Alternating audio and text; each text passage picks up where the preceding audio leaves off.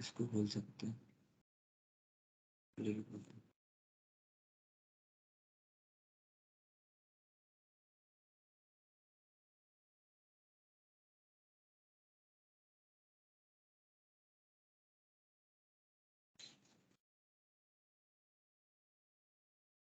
फालतू टैब तो नहीं है।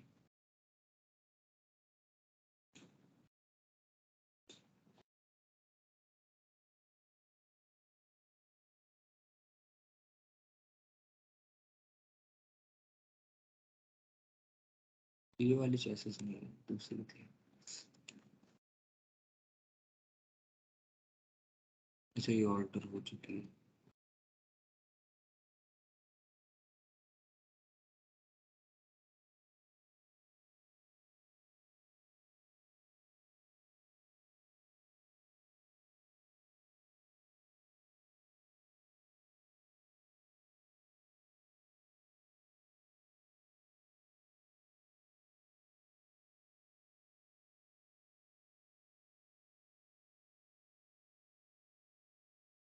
तो बाहर कहाँ है?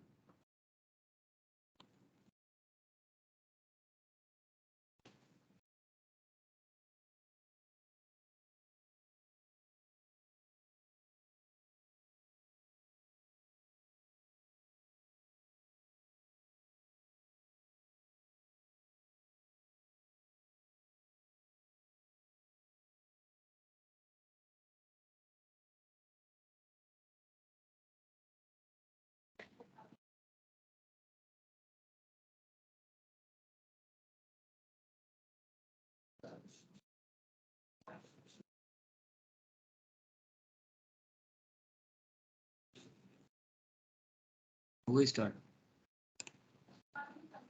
ठीक।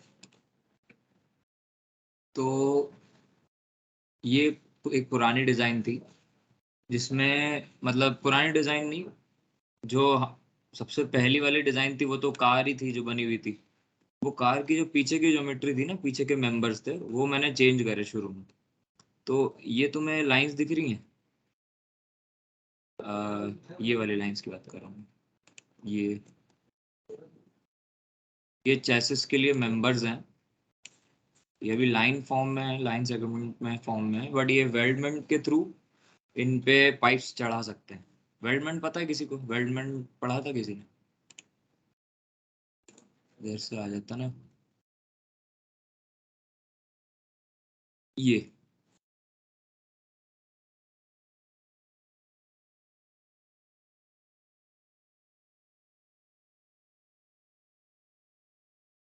जैसे पार्ट एडिट में है। अगर मैं ये चेसिस को एडिट करूंगा तो ये सॉलिड वर्क्स वेल्डमेंट्स आ गए मेरे पास, ओपन हो जाएंगे। इस पर क्लिक करूंगा, सेट करूंगा पाइप्स। यहाँ पाइप्स में अपने हिसाब से डायमेंशन डाल सकता हूँ। वेल्डमेंट में गया, इसमें गया, फिर स्ट्रक्चरल मेंबर्स। वेल्डमेंट सेक्शन जब खोलोगे तो इसमें ये सारे ऑप्शंस आएंगे। तो एक एक करके पहले तो पाइप का डिजाइन देख लो तुम्हारे पास। ठीक है। C channel, angle pipe, rectangular tube, अपन को लेकिन पाइप से बनाना। साइज आप सिलेक्ट कर सकते हो ना, अलग से कस्टमाइज भी कर सकते हो। तो ये ग्रुप जैसे सिलेक्ट किया मैंने पहले, हो रहा है।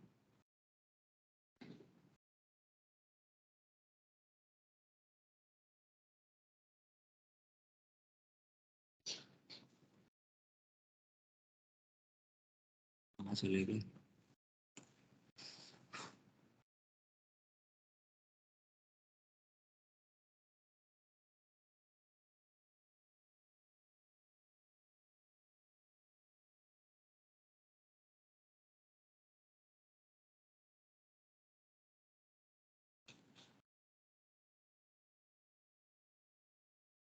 स्केच सेगमेंट सिलेक्ट क्यों नहीं हो रहा?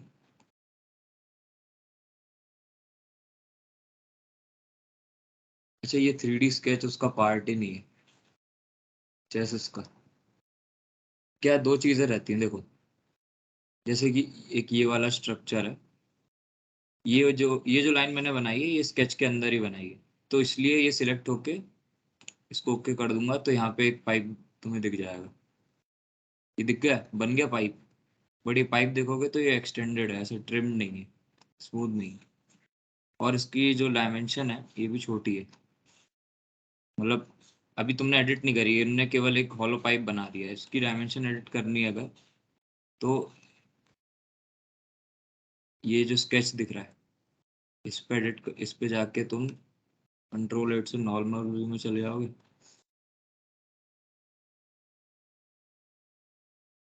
यहाँ से इसका आउटर डायमीटर सेट कर दो। अभी क्या इंचेस में ही है ना, तो 1.68 इंच आउटर। 1.68 तो वो था यार, थिकनेस थी 1.25 इंच।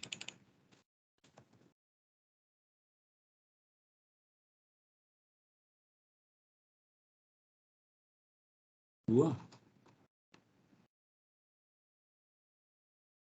बहुत बड़ा है, 1 इंच है क्या ये?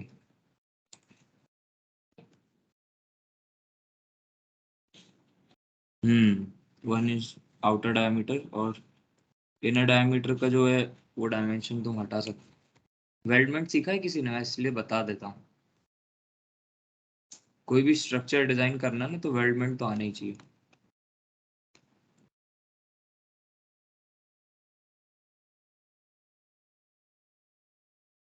ये वाले 3D स्केच पे वेल्डमेंट इसलिए नहीं हो रहा कि ये जो है शायद इसका पार्ट नहीं है, इसका पार्ट है लेकिन ये।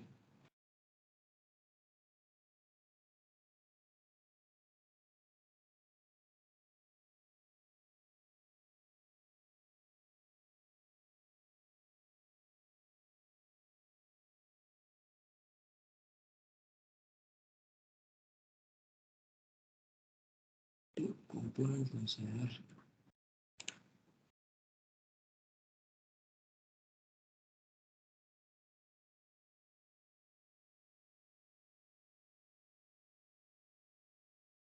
हम्म, चलो ऐसे नहीं, अब खुद ही एडिट करना होगा।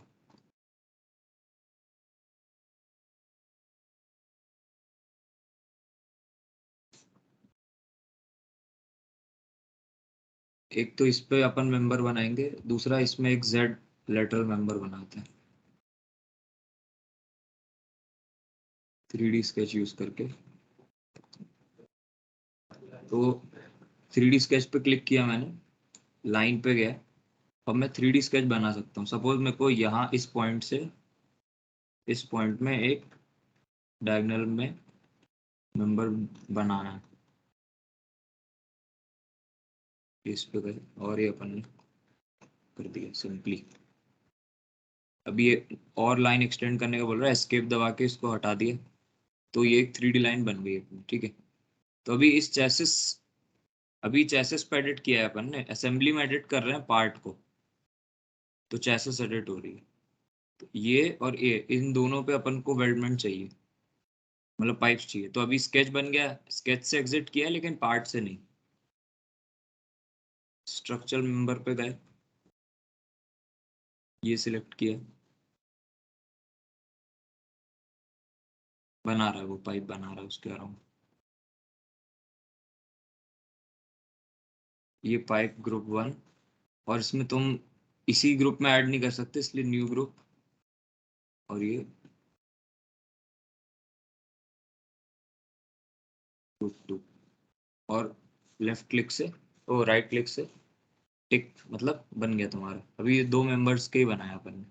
अब तुम देखोगे ये पतला है काफी, मतलब एक पाइप बन गया, हॉलो पाइप, जिसका जो डायमेंशंस है वो भी फिक्स नहीं है। तो इसको कर दो आप एडिट, 1 इंच। और इनर डायमीटर वाला जो वो है, उस कंस्ट्रेंट को डिलीट करके, नहीं, कंस्ट्रेंट डिलीट करना है,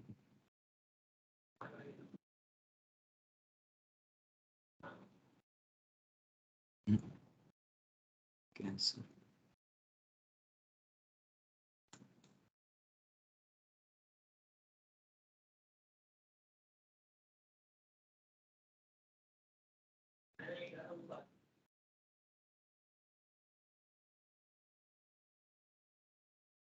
बहुत ही होच हो रहा है। स्केच एडिट, ये तो चाह रहा हूँ।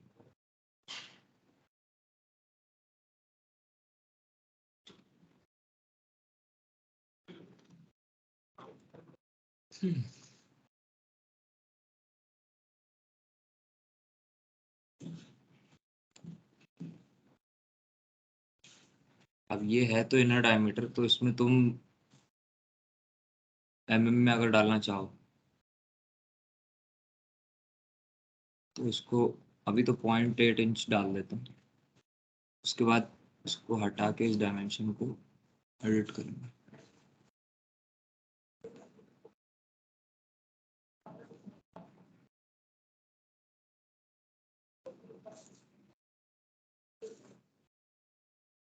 आ गया ना। बहुत ही ज़्यादा डिफिकल्ट हो रहा है ये समझना।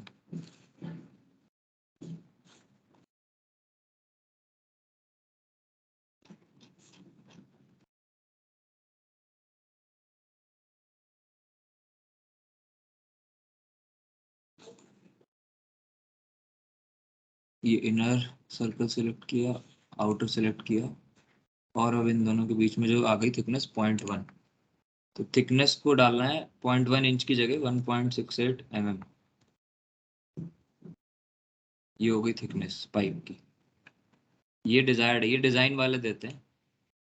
ठीक है, उफ, हो गया फाइनली।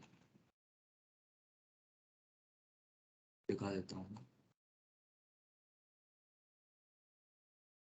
एक ये पाइप हो गया अपना सिंपली, और एक ऊपर। दोनों की डायमेंशन सेम है क्योंकि दोनों एक ही ग्रुप में अपन ने एडिट की है। अपन को दोनों की डायमेंशंस अलग चाहिए, कोई मोटा पतला कुछ डिफरेंस चाहिए, तो वो अकॉर्डिंगली अपन सेट कर सकते हैं।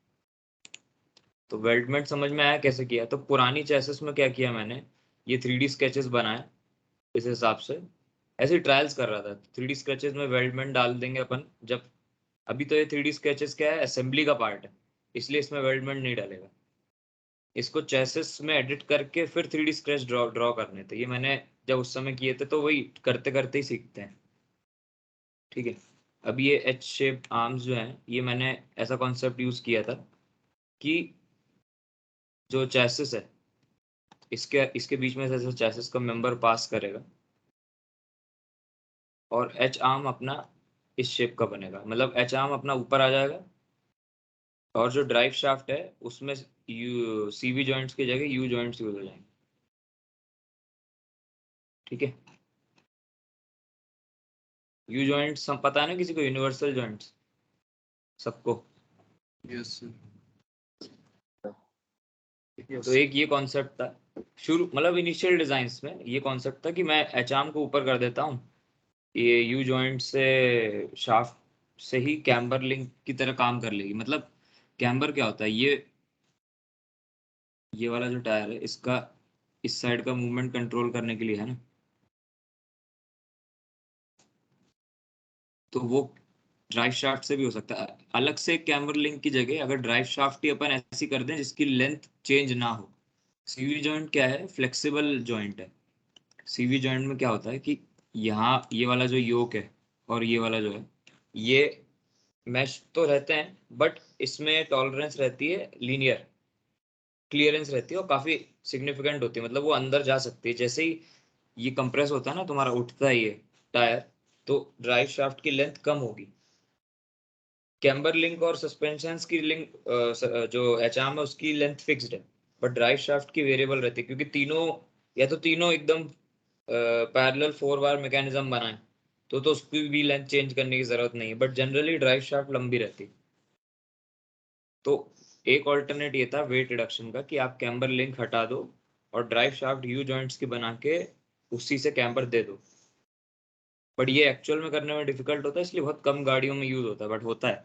वहाँ बाहर में इवेंट में हम गए थे, तो हमने पहले भी देखा था, कॉन्सेप्ट तो पहले ही सोच लिया था, बट देखने को भी मिल जाता है, बहुत लोग इम्प्लीमेंट कर लेते हैं। उसमें क्या है, ये शाफ्ट बहुत स्ट्रांग बनानी पड़ती है। मतलब शाफ्ट को केवल टॉर्जन नहीं झेलना है, इस केस में शाफ्ट को टेंशन, कॉम्प्रेशन, टॉर्जन और बेंडिंग बेंडिंग भी आती है। तो ये सारी चीजें झेलनी है, तो उस केस में क्या है कि स्ट्रेंथ इंक्रीज करनी पड़ेगी ऑफ कोर्स। ठीक है, तो इसका मैं वीडियो ही दिखा देता हूँ, क्योंकि अभी अभी ये तुम्हें तहस नहस क्यों दिख रहा है पता है इतना, क्योंकि इन्हीं के पार्ट्स यूज हो के आगे की जो ज्योमेट्री है फाइनल जो बनी वो इन्हीं से ही बनी, इन्हीं की हेल्प से यूज हो के। तो जब मैं वो आगे वाली ज्योमेट्री में कुछ ऑल्टर करता हूँ बट वो पार्ट का लिंकेज तो सेम है। जब असेंबली लोड होती है तो वो हर एक पार्ट को उसकी उसकी फाइल लोकेशन से उठाती है। अब तुमने उस फाइल लोकेशन के उस पार्ट को कहीं और भी असेंबली में एडिट किया है उस असेंबली के हिसाब से, तो वो इधर भी चेंज होगी और सब में रिफ्लेक्ट होगी। ये एक फीचर भी है सॉलिडवर्क्स का कि अगर तुम्हारे पास मल्टीपल इटरेशंस हैं और तुम किसी एक में एडिट करना चाहो कोई एक पार्ट, और वो पार्ट तुमने एडिट कर दिया, तो सब में वो रिफ्लेक्शन, सब में वो पार्ट, सब में मॉडिफाइड मिलेगा तुमको, जिससे वापस से तुम्हें हर एक के लिए डिजाइन करने की जरूरत नहीं। तो एक ये अच्छा फीचर है सॉलिडवर्क्स का।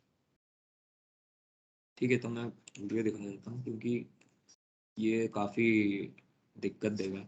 तो ये नेक्स्ट स्टेप था रिसर्च का, ये शायद यही था फर्स्ट या सेकंड इटरेशन, यही था।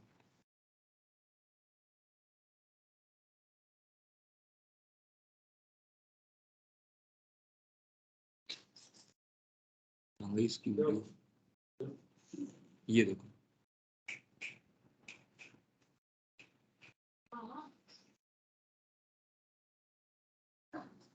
दिख रही है ये? Yes sir. Yes sir. वापस ऑटोमेटिक प्ले हो रही है वापस बार बार। समझ आ रहा है कि कैम्बर लिंक की जरूरत इसमें क्यों नहीं है? हाँ यस सर। बट जो एंगल ही चेंज नहीं। हाँ, जो सीवी जॉइंट है वो कैम्बर लिंक की तरह एक्ट नहीं कर सकता है। क्यों? क्योंकि वो मतलब वो जो उसकी जो शाफ्ट है वो प्रिज्मेटिक वे में अपनी लेंथ चेंज नहीं कर सकती। प्रिज्मेटिक मतलब लीनियर लॉन्गिट्यूडनल, जो शाफ्ट की लेंथ है उसके अलोंग शाफ्ट की लेंथ चेंज नहीं हो सकती। तो हो सकती, उसमें हो रही है, इसमें नहीं हो रही है यू जॉइंट में। उसमें क्यों हो रही है? क्योंकि वो जो जॉइंट है वो डिजाइन ही इसलिए किया गया है कि थोड़ी सी जब क्लियरेंस हो, मतलब जब टायर उठे तो ये दबेगी तो वो उसको अकोमोडेट कर लेगा, टकरा नहीं जाएगी। बट उसका भी एक थ्रेशोल्ड रहता है, मतलब एक मैक्सिमम लिमिट होती है। तो इस ये एच आर्म यही है, इंक्लाइंड ही है ये। मतलब जो अपन कॉन्सेप्ट पढ़ा ना कि इनबोर्ड एक्सेस अपन ने इंक्लाइन कर दी, आउटबोर्ड डिक्लाइन कर दी, तो जो रिलेटिव अल्फा एंगल है उसके कारण हल्का सा टो जनरेट हो रहा है। तुम लोग टो पे ज्यादा ध्यान देना, पीछे से रिम्स में ही टो दिख जाएगा।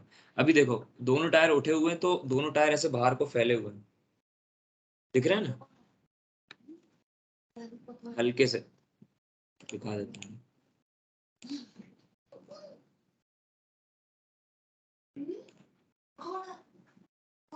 हल्के से बाहर को फैले हैं ये टायर्स, हल्के से, बहुत ध्यान से देखना। अभी देखना, यस सर, वापस दिख अंदर रहा आए, है सर। अंदर आए, अंदर आए, हाँ हाँ। और अंदर चलेगा। ऊपर आए, ऊपर आए, फैल रहे हैं। दिखेंगे यस दिखेंगे, ये सर। देखना, ध्यान से देखना। वापस प्ले हो रहा है, तो नोटिस करना ध्यान से।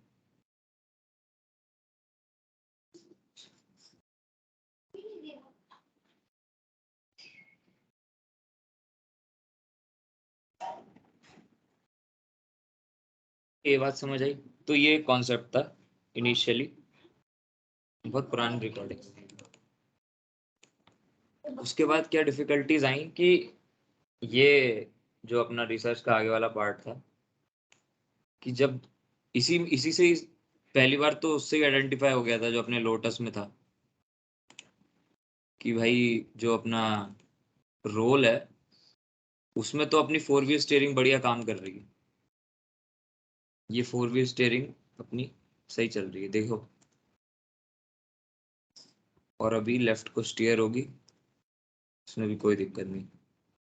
जब रोल हो रही है, रोल मतलब कि ऑल्टरनेट टायर बम्प और ड्रूप में जा रहा है। एक टायर उठ रहा है और एक टायर ड्रूप में जा रहा है। तो जो बम्प में जा रहा है वो टो आउट हो रहा है, जो ड्रूप में जा रहा है वो टो इन हो रहा है। समझ आ रही है ये बात? Yes sir yes. अगर पेपर पढ़ा होगा तो इतना तो समझ आएगा। हाँ सर।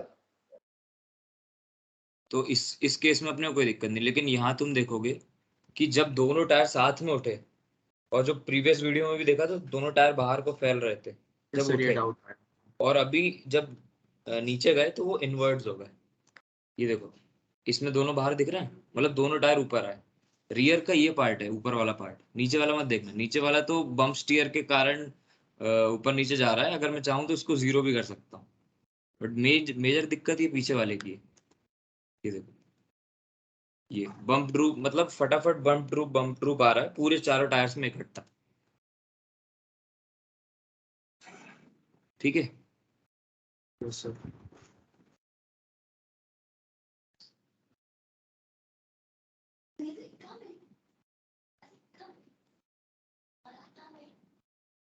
तो रोल में कोई दिक्कत नहीं है, बट बम्प ड्रूप में मेन दिक्कत है, ये मैंने मेंशन किया है अपने उसमें डिफिकल्टीज में। तो ये चीज समझ आ गई थी ना सबको यहाँ तक? ये फॉर्मूला कहाँ से आया, ये नहीं आया था समझ, ये वाला? आपने बोला था समझना खुद से, फिर आप बताएंगे। ठीक है, तो मैं अभी समझा देता हूँ। इसकी हेल्प से ही समझ जाओगे, दिक्कत नहीं आएगी।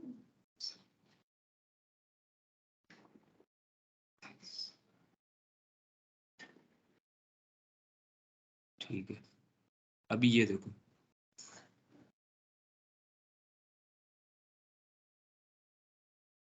ये है इसकी इनिशियल पोजीशन।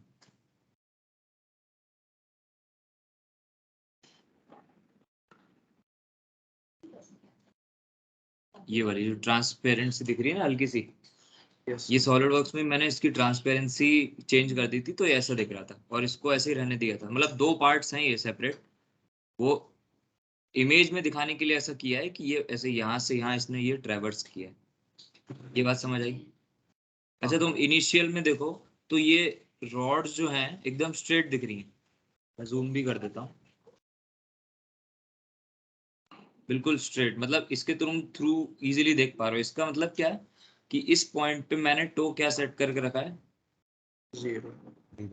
0 डिग्री, ये इस पॉइंट पे। फिर जैसे ही ये रियर का है ना, रियर राइट, ये लिखा है right H arm rear travel. तो ये अगर ये रेफरेंस है, ये ग्राउंड है, तो रेफरेंस से जो इनिशियली जो एंगल बना रहा है, ये एंगल जहाँ पे टो 0 है, वो बीटा नॉट मैंने मान दिया। ये बीटा नॉट समझ में आ गया सबको? Yes sir. ये यहाँ से जो एच आर्म की सेंटर लाइन होगी, वो जो एंगल बना रही है, वो है बीटा नॉट। ये समझ आई?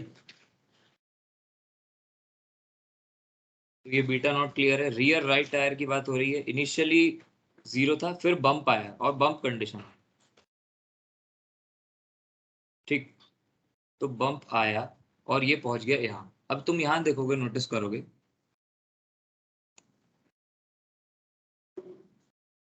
यहाँ तुम नोटिस करोगे कि जो आगे वाली जो वो थी, मतलब इनबोर्ड एक्सिस आउटबोर्ड एक्सिस है, ये आउटबोर्ड है। तो आउटबोर्ड का जो फ्रंट का जो पिवट है, वो थोड़ा सा इधर खिसक गया है, और जो आउटबोर्ड एक्सिस का राइट टायर का पीछे का पिवट है, वो थोड़ा अंदर खिसक गया है। नोटिस दिख रहा है? ये डिफरेंस समझ आ रहा है? Yes sir.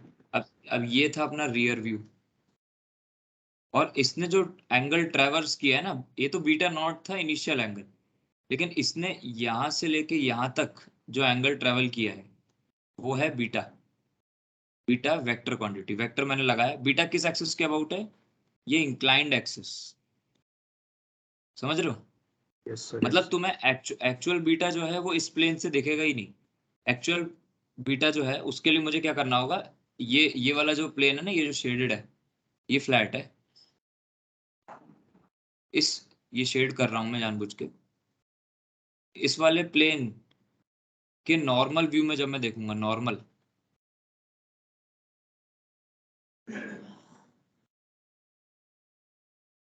ठीक है, ये वाले प्लेन के जब मैं नॉर्मल व्यू में देखूंगा, तब मुझे ये बीटा एंगल एक्चुअल में दिखेगा। और बीटा एंगल का जो ट्रैवर्स है, वो राइट हैंड थंब रूल के हिसाब से अपने अपने आप कैलकुलेट करो कि इसकी डायरेक्शन किधर आएगी, रियर राइट टायर की। इनबोर्ड एक्सेस के अबाउट आएगी। इन इनबोर्ड एक्सेस के अबाउट, लेकिन प्लेन के बाहर आ रही होगी स्क्रीन के, या अंदर जा रही होगी, as per right hand thumb rule. Sir ऊपर हाँ, बाहर मतलब आए। बाहर आ रही है ना, यस मतलब सर। मेरा कैमरे में भी देख लो तो यूं ये है, यूं ट्रेवर्स हुआ तो बाहर आ रही है। सही दिख रहा है मेरा, मतलब मिरर्ड दिख रहा है क्या, ऐसा कुछ है? ये मैं राइट को टर्न कर रहा हूँ तो राइट ही दिख रहा है तुम लोग को स्क्रीन पे? स्क्रीन पे लेफ्ट दिख रहा है, यस, पर समझ तो में आ मैं रहा है। मतलब वो ओरिएंटेशन आपका वैसा है तो समझ आ फिर रहा भी मैं, हाँ तो मैं फ्लिप कर देता हूँ ना कैमरा, है भाई सेटिंग्स में इसमें हो जाएगा। डिवाइस सेटिंग, ठीक है। अब ये बताओ, ये राइट दिख रहा है मेरा? फिर हमको मतलब हमारी तरफ से लेफ्ट ही है, वो आपकी तरफ से चेंज अभी हुआ भी? है। हाँ सर, सब आपकी मतलब तरफ से चेंज होता ठीक है। आ रहा है, अच्छा जैसा दिखना चाहिए वैसे ही आ रहा है। ठीक है, तो ये इस डायरेक्शन में उसने ट्रेवर्स किया और जो बीटा का एंगल निकल के आया उसकी डायरेक्शन है ये, ठीक है। तो अपन ने ये देख लिया, समझ लिया। अभी इसी को, सेम चीज को टॉप व्यू से देख लो, सेम चीज को। ये अपनी इनिशियल पोजीशन थी नीचे वाली, ये जो ट्रांसपेरेंट सी दिख रही है ना, और ये हो गई फाइनल। समझ आया? तो ये जब नीचे से ऊपर उठ के आया, टॉप व्यू से देख रहे हैं अपन, तो अपन को ये डिफरेंस जो ये दिख रहा था कि रियर का फ्रंट, आउटबोर्ड एक्सिस का फ्रंट पिवट थोड़ा सा इधर को खिसक गया है, और रियर का आउटबोर्ड एक्सिस का रियर पिवट थोड़ा सा अंदर को खिसक गया। ये जो एंगल इसने बनाया ये है बीटा साइन अल्फा। अब ये डिराइव कैसे हुआ यही मैं समझाऊंगा, ठीक है।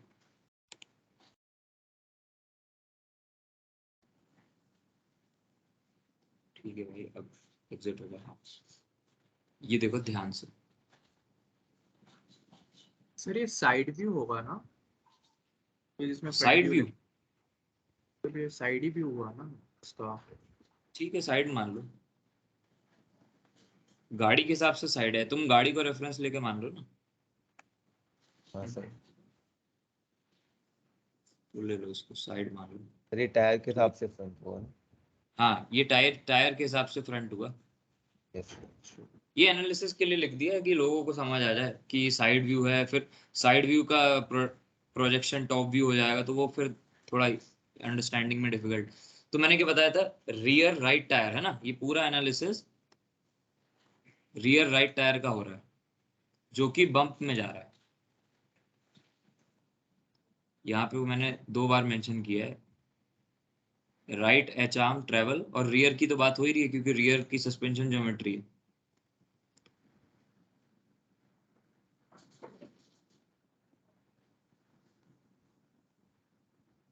कहाँ गया, ये रहा।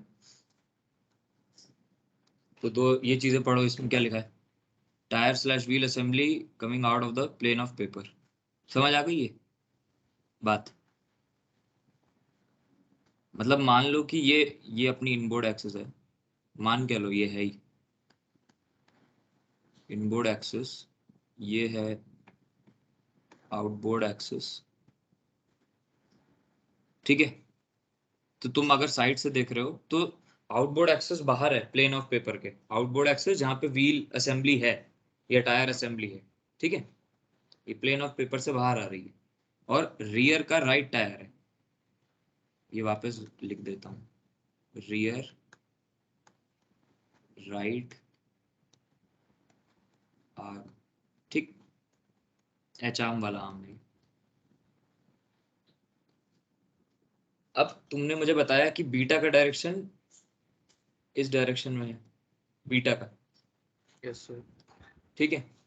तो बीटा के इस कंपोनेंट को मैंने 2 एंगल्स में रिजॉल्व कर लिया, एक ये और एक ये, जो कि इस डायग्राम में कैसा दिख रहा है तुमको,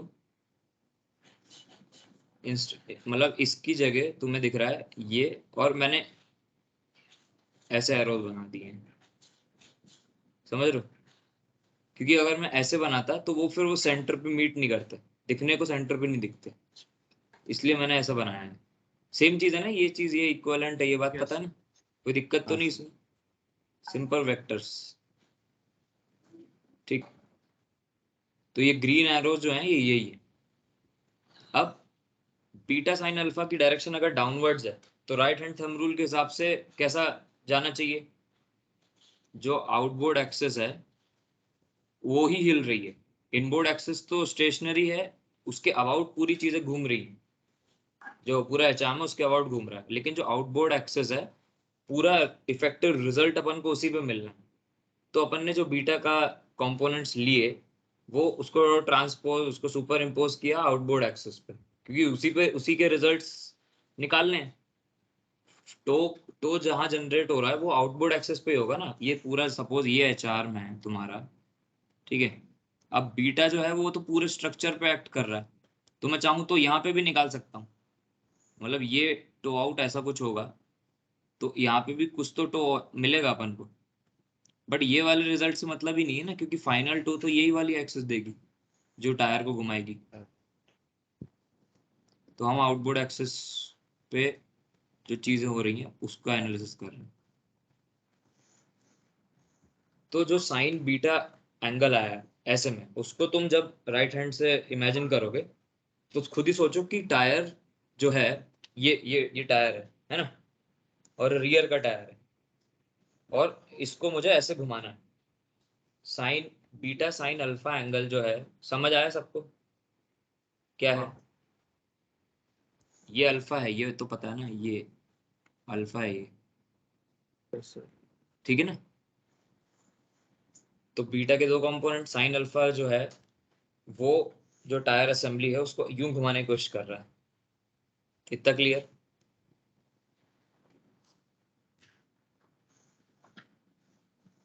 सर बीटा एग्जैक्टली क्या है सर, क्या चीज है? रुको वो नहीं समझ में आ रहा।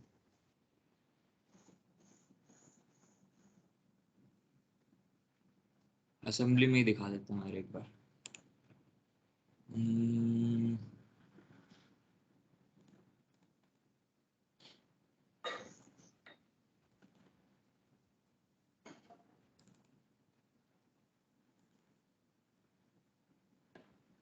किसी में तो होगा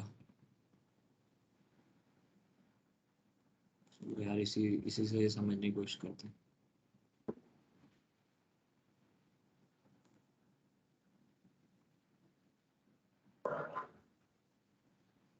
फालतू फोल्डर तो निकल,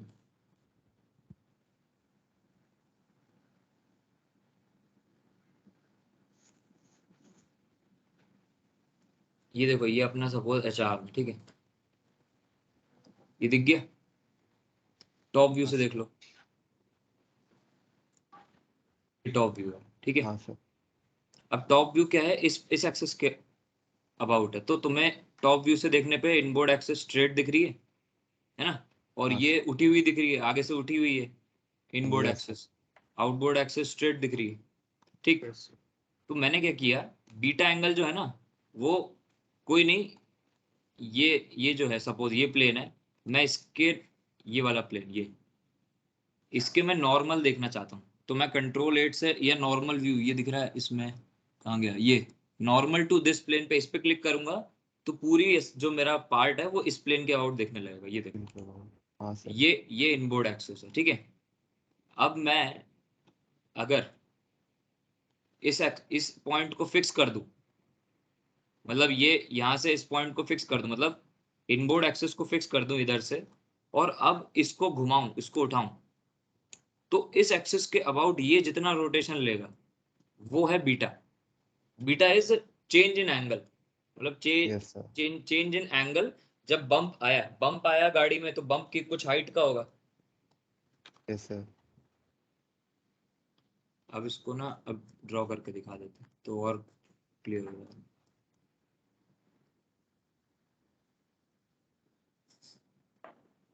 हम्म,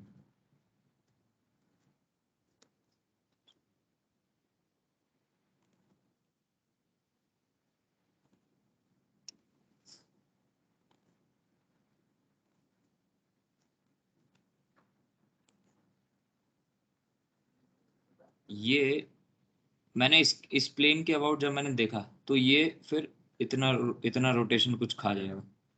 तो ये जो एंगल है, इनिशियली ये था बीटा बीटा नॉट, ये इतना, मतलब सर जब नॉर्मल गाड़ी रखी हुई थी अपनी पोजीशन पे हाँ, जब बस नॉर्मल खड़ी थी। रखी हुई थी तब टो 0 था। फिर यस। बीटा जो है वो इस एक्सिस के, तभी तो इसके बाहर आ रहा होगा। बीटा बीटा का जो सर मतलब जो 0 पे था उससे लेकर फाइनल पोजीशन पे जो है हाँ उनका डिफरेंस। हाँ, उसका मतलब यहाँ से लेके यहाँ तक जो एंगल बनेगा वो बीटा बनेगा। सर बट नीचे वो से वेक्टर लेकर। है। हाँ हाँ, नीचे से, एकदम नीचे से, यहाँ से लेके यहाँ तक, मतलब ऐसा नहीं कि ये इतना बीटा है। चेंज, ये है चेंज इन एंगल। चेंज अब इनिशियली कुछ भी हो, ये तो मैंने ऐसे ही डिफाइन किया था कि आगे जाके एक चीज आएगी, इसलिए मैंने बता दिया था कि बीटा नॉट क्या है। अभी बीटा नॉट भूल जाओ। अभी ऐसा मानो कि एक जगह था, जितना भी हाँ सर। चेंज हुआ है वो है बीटा। Yes sir. ठीक है, ये एंगल तो है चेंज माइनस ये, इसका कोई सिग्निफिकेंस नहीं है अभी। ठीक है, अभी बीटा एग्जैक्टली इस प्लेन से बाहर आ रहा है। पहले क्या था कि ये इनबोर्ड एक्सिस का फ्रंट पॉइंट, फ्रंट पिवट, ये इनबोर्ड एक्सिस का रियर पिवट, तो तुम्हें इंक्लाइन दिख रही थी। तो मैं बोल रहा था कि बीटा का डायरेक्शन ऐसा हल्का सा प्लेन के बाहर और डाउनवर्ड्स डायरेक्शन में अलग सा दिख रहा है, ऐसा दिख रहा था पहले। सर तो सर हम इसको वेक्टर क्यों मान रहे हैं बीटा को? वेक्टर इसलिए मान रहे हैं कि इस बीटा जो है वो दो रोल प्ले कर रहा है। एक जो है कि एक इसको ऊपर ले जाने का, हाँ सर। यहाँ से यहाँ तक का, और एक जो है वो, क्योंकि मैंने एक्सिस इंक्लाइन कर दी है, इसलिए एक जो फैक्टर है वो ऐसे घुमा रहा है। हाँ टो साइन, कर। जो जो साइन कंपोनेंट आ रहा है वो टो जनरेट कर रहा है। Yes sir. ये बात समझ आई? हाँ सर वो तो हो रहा सर, वो तो उसका स्ट्रक्चर ही ऐसा है कि वो हाँ, वो उसके स्ट्रक्चर के अबाउट। कारण ही ऐसा है, वो बस उसका एनालिसिस है। मेन अच्छा। रोल तो स्ट्रक्चर का ही है, स्ट्रक्चर ने ही ये जनरेट किया, अलग से कुछ यस नहीं। सर। यस है सर। ना? तो हम उसको एनालिसिस कर रहे हैं ताकि मैथमेटिकल टर्म्स में बता सकें कि कितना टो जनरेट हो रहा है। अभी तो तुम्हें ये अच्छा। पता है कि तुमने कितना क्या किया और क्या क्या फैक्टर्स अफेक्ट करेंगे। तुम्हारा 4 व्हील स्टीयरिंग जब बना रहे हो, तो कितना पीछे की स्टीयरिंग कितनी जनरेट करनी है, क्या क्या फैक्टर्स होंगे, उसको मैथमेटिकली सॉल्व करने के लिए बीटा और इन सब टर्म्स को इंट्रोड्यूस किया गया। वरना यस सिमुलेशन सर। में तो दिख ही रहा था। तुम बना दो रैंडमली कोई भी डायमेंशन से, 4 व्हील स्टीयरिंग तो वो भी होगी। Yes but sir. कितनी है, कैसे है, और जब रिसर्च कर रहे तो, और इंजीनियर्स हैं तो ऐसे हवा में बात नहीं करते ना। ये हवा वाली बातें जो दूसरे डिजाइन वाले हैं वो करते हैं। डिजाइन वाले मतलब इधर के डिजाइन वाले नहीं, बैचलर्स इन डिजाइनिंग का कोर्स होता है ना एक, उसमें हाँ सर। ऑटोमोटिव डिजाइनिंग होती है, ये सब होती है। तो उनको केवल एस्थेटिक और उससे मतलब है, फंक्शनैलिटी से मतलब नहीं है। अपन को जो फंक्शन परफॉर्म कर रही है गाड़ी, उससे मतलब है। ठीक है ना? तो मतलब अब बीटा का हम लोगों ने यूज किया है कैलकुलेशन के लिए। ये इनिशियल पोजीशन है, यहाँ से ये यहाँ पहुंच जाएगा। उसी जो जो वही डायग्राम था रिसर्च पेपर में ये। तो पहले तुम्हें बीटा ऐसा दिख रहा था, अभी मैंने क्या किया कि इस इस वाले होल को और इस वाले होल को वो कर दिया, कॉन्सेंट्रिक दिखा दिया। अभी तो तुम्हें कॉन्सेंट्रिक नहीं दिख रहा वो। समझ आएगी बात? Yes sir. ठीक है, बीटा क्लियर है सबको? अभी भी बता दो, क्योंकि वो बहुत आगे इंपॉर्टेंट है, आगे की कैलकुलेशंस में। सॉलिड वर्क्स बंद करो ना, वो क्रैश हो जाएगा पीसी मेरा। एक बार स्क्रीन शेयर स्टॉप कर रहा हूँ मैं, एक बार सब दिखाओ भाई, चेहरा दिखाओ कि भाई किसको कितना यस। समझ। करो, कैमरा ऑन करो। हम्म।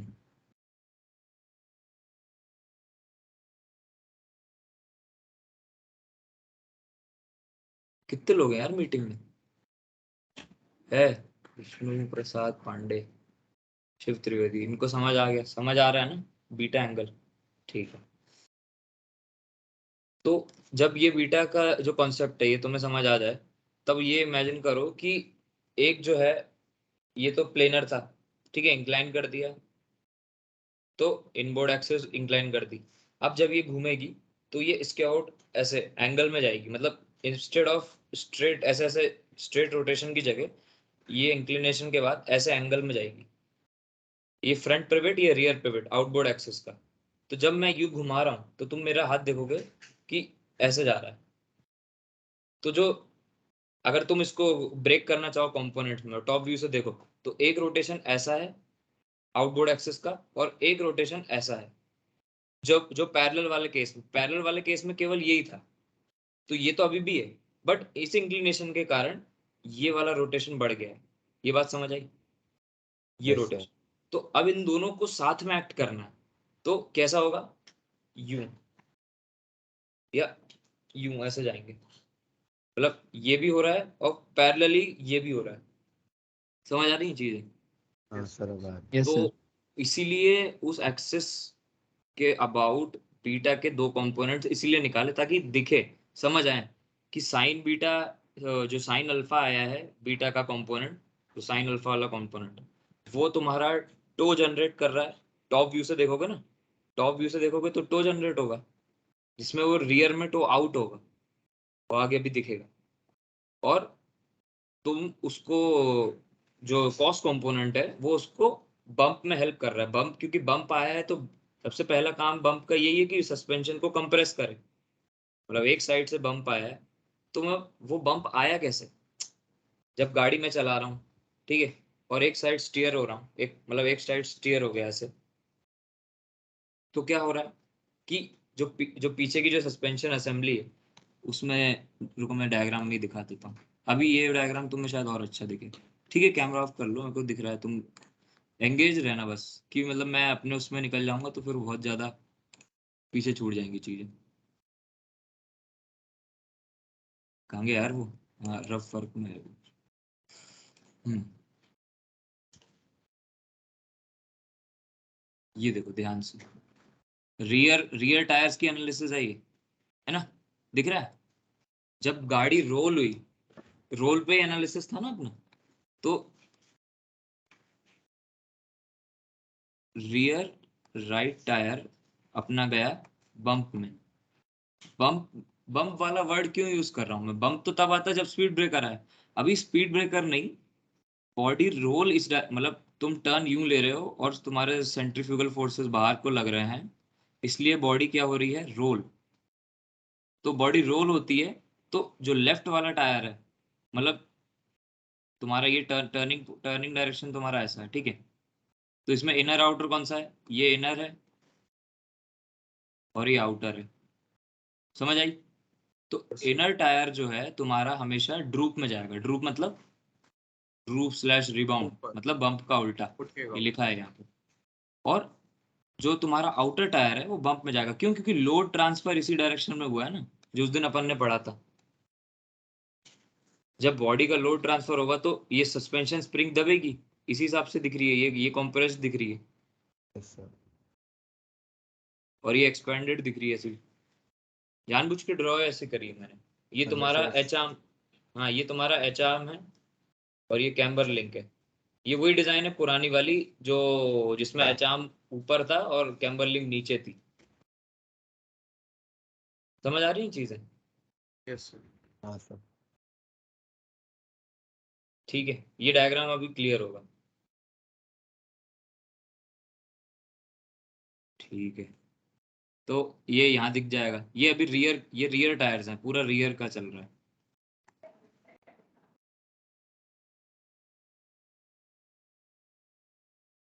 तो तुमने फ्रंट के, क्योंकि तुम लेफ्ट टर्न ले रहे थे, फ्रंट के टायर्स तुमने लेफ्ट में स्टीयर करे, बहुत बढ़िया। रियर के टायर्स तुम्हारे राइट में स्टीयर हुए। ये रियर का राइट टायर इतना टो आउट चला गया, और रियर का लेफ्ट टायर इतना टो इन चला गया। अगर मैं केवल टायर के रिस्पेक्ट में बात करूँ, टो इन मतलब फ्रंट एंड जो टायर का है वो गाड़ी के अंदर जा रहा हो, और टो आउट मतलब फ्रंट एंड जो टायर का है वो गाड़ी के बाहर जा रहा हो, मतलब चैसिस के रिलेटिवली बाहर जा रहा हो। ये टो वर्ड इसलिए यूज किया है क्योंकि कोई और कन्वेंशन तो है नहीं डिफाइंड रियर के लिए। तो मिसअलाइनमेंट है, कोई डाउट नहीं है उसमें। लेकिन अपन फोर व्हील स्टेयरिंग की जब बात कर रहे हैं तो इसलिए फेमिलियर टर्म्स यूज कर रहे हैं मैंने, इसलिए यहाँ लिखा भी है। Outer tyre goes out, outer tyre दिखा दिया भाई, outer tyre in roll, and similarly inner tire goes to in roll, which gives us bump में मिलेगा टो आउट, ड्रूप में मिलेगा टो इन। तो जब दोनों टायर साथ में बम्प होंगे ना, टो आउट, तो प्रॉपर टो आउट दिखेगा तुमको। ये ऐसा दिखेगा, मतलब जो जो पिछले वाले डायग्राम में दिख रहा था ना ऐसा, ये और ये टो इन ऐसा दिखेगा जब दोनों टायर ड्रूप में जाएंगे, दोनों अंदर चले जाएंगे ऐसा। तो सर इससे स्टेबिलिटी थोड़ी कम नहीं हो जाएगी? हो जाएगी ना, तो उसी का ही तो सॉल्यूशन निकालेंगे आगे। हाँ सर। ये रिसर्च का पार्ट, इसमें आती हैं दिक्कतें करते करते। और तुम्हें यस बहुत सर। सारे लोग बोलेंगे क्या खराब चीज बना दी, अब तो कोई सेंस ही नहीं है इसका। ठीक है तुमने 4 व्हील स्टीयरिंग बना ली, लेकिन स्ट्रेट लाइन स्टेबिलिटी तो बिगड़ गई ना तुम्हारी, तो तुम भी निराश हो जाओगे, बोलोगे यार हाँ यार क्या बेकार आइडिया था, कोई जरूरत ही नहीं थी इसकी। लेकिन हर चीज के अराउंड होती हैं चीजें, उसको सॉल्व करने का तरीका होता है। Yes sir. तो एक प्रॉब्लम स्टेटमेंट सॉल्व करते करते उसके साथ एसोसिएटेड 10 और आएंगे, उन सबको सॉल्व करना है। टाइम की कमी है क्या, मैं बैठे हैं करेंगे, थोड़ा टाइम लेते हैं। इसी को रिसर्च ब्रेक्स बोलते हैं। मतलब तुम कंटिन्यूअसली 1-2 हफ्ते 5-6 हफ्ते काम कर लोगे, फिर कहीं एक जगह ऐसे स्टक स्टक हो जाओगे, रुक जाओगे कि यार ये अब इसके आगे क्या करें। उसके उसमें फिर आता है एक नया पर्सपेक्टिव सोचना। वैसे ही मतलब चलते फिरते कोई ना कोई आइडिया ऐसे क्लिक करेगा एकदम से कि यार ऐसा क्यों नहीं कर देते। आगे आएगा, मैं दिखाऊंगा, मैं इंस्टेंसेस भी बताऊंगा कि कहाँ कहाँ मुझे कौन से आइडिया है। ये रफ वर्क के पहले पेजेस क्लियर है तुमको, ये पेज क्लियर था, पढ़ा था किसी ने? Yes sir. ठीक है।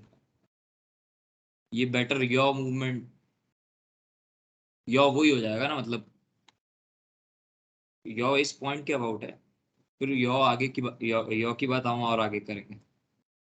ठीक है, ये सेम डायग्राम है जो उसमें है, बस वो मैंने उसको पेंट पे बनाया था अच्छे से लाइंस वाइंस की हेल्प से। ये मेरा हैंड ड्रॉन है, तो इसमें भी सेम चीजें ही। तो इनिशियली क्या था, अच्छा वो वाला एक और बार खोलूं क्या? वो तुम इनिशियली देखा होगा तुमने डायग्राम, तो इनिशियली ये पोजीशन में था जब वो बीटा नॉट नीचे था। ये इनिशियल पोजीशन थी, बीटा नॉट की बात छोड़ दो, ये इनिशियल पोजीशन थी, ये डॉटेड दिख रही है। और ये इनबोर्ड एक्सेस है। तो इनबोर्ड एक्सेस जब तुमने अभी सॉलिड वर्क्स में देखी थी तो ये ऊपर से उठी हुई थी, ये नीचे से पीछे से दबी हुई थी। यस। इंक्लिनेशन है ना इसमें, इसी का ही प्रोजेक्शन है। तुम देखो ध्यान से, समझ आ रहा है? ईडी में पढ़ा है ना प्रोजेक्शन, हाँ हाँ। हाँ और सर पढ़ा। ये इनिशियल पोजीशन इसका प्रोजेक्शन। ठीक, तो क्या होगा, ये जब मैं इसको उठाना स्टार्ट करूंगा, जब जैसे जैसे बम्प में आएगी, जैसे जैसे गाड़ी रोल होगी और रियर राइट टायर बम्प जा रहा होगा, तो पहले ये उठेगी उठेगी, और इसका जो ये है आउटबोर्ड एक्सेस, ये इसका जो सेंटर पॉइंट है ये यहाँ तक जाएगा, फिर जब और उठ के आएगी तो वापस, समझ रहे हो ना, एक आर्क क्रिएट हो रही है। और तुम टॉप से देख रहे हो, मेरे हाथ हैंड जेस्चर्स भी देखो, तो तुम टॉप से देख रहे हो। तो ये इनिशियल पॉइंट है फ्रंट, ये जो फ्रंट में हाथ है मेरा, ये उठेगा, ये थोड़ा पीछे को जाएगा, मतलब ओवरऑल जो ऊपर से लेंथ दिख रही होगी वो इंक्रीज होगी देखने में। समझ आ रहा है? ये वाली चीज नहीं आई। ये नहीं आई? हाथ वाली। अरे मैं वो खोल के भी रखता हूँ तो तुम लोग को ना दिखता रहेगा थोड़ा थोड़ा।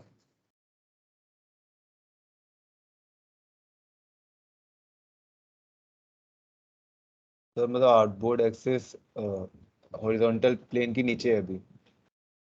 हाँ, एक मिनट में तो दिखा रहा हूँ।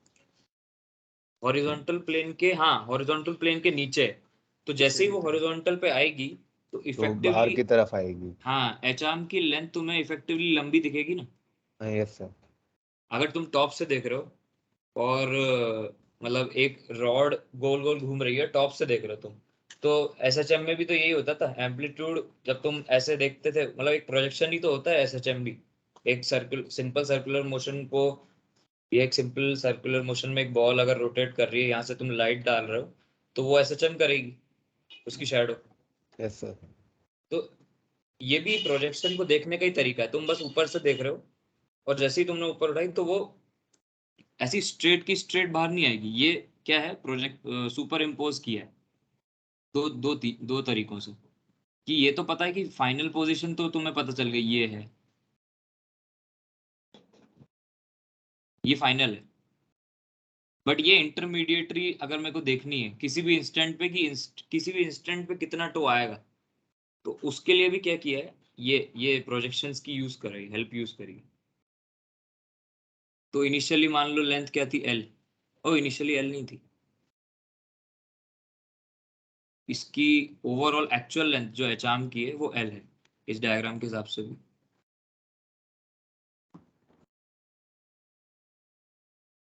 ये लेंथ एल है, ये बात तो पता है ना। इफेक्टिव लेंथ ये सेंटर हाँ पॉइंट है, ये yes, सेंटर लाइन है, यहाँ से यहाँ तक की लेंथ जो है एल है, ठीक है।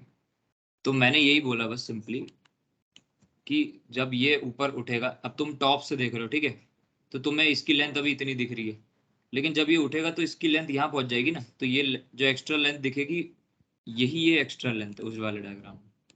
अच्छा। ये एक्स्ट्रा, ये जो एक्सटेंड हुई ना बाहर।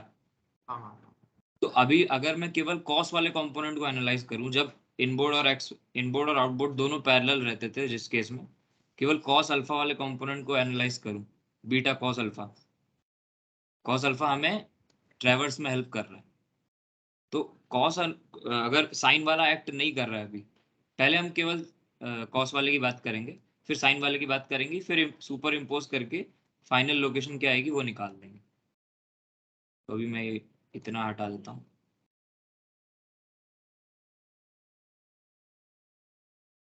ठीक। इसकी परफॉर्मेंस सही है लैपटॉप, ठीक। तो अगर हम केवल कॉस कंपोनेंट कंसिडर करें, तो अगर ये इनिशियली ऐसी, यहाँ पे इस वाले डायग्राम में भी मैं दिखाई देता हूँ, दोनों की हेल्प से पढ़ाता हूँ, ठीक है। तो अभी एक सेकंड रुकना बस।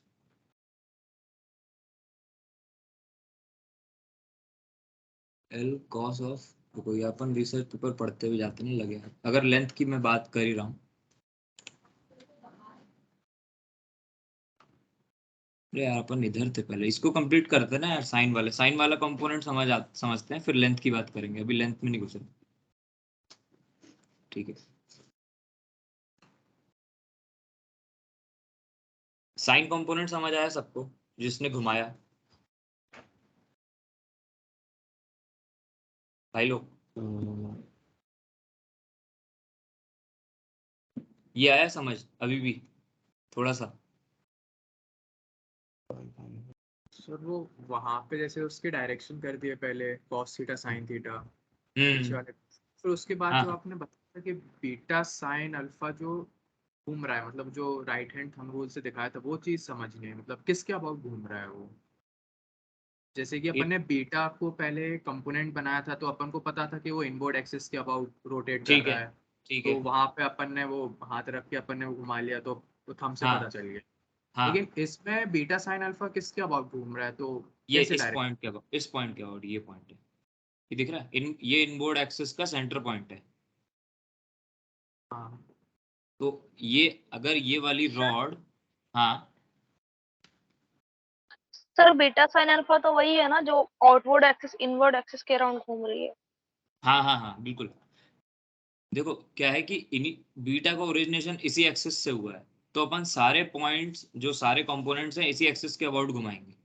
कॉस कॉस कंपोनेंट भी इस एक्सिस के अबाउट घूमेगा, और साइन कंपोनेंट इस एक्सिस के जस्ट परपेंडिकुलर में, बट इसके सेंटर पॉइंट से पास करेगा। तो ये वाली रॉड को जब तुम केवल साइन कंपोनेंट दो, है ना, मैं कॉस की बात ही नहीं कर रहा कि इसकी कहाँ, तो आउटवर्ड एक्सिस को जब तुम इस पॉइंट के अबाउट घुमाओगे, तो वो कहीं ऐसे पहुंचेगी।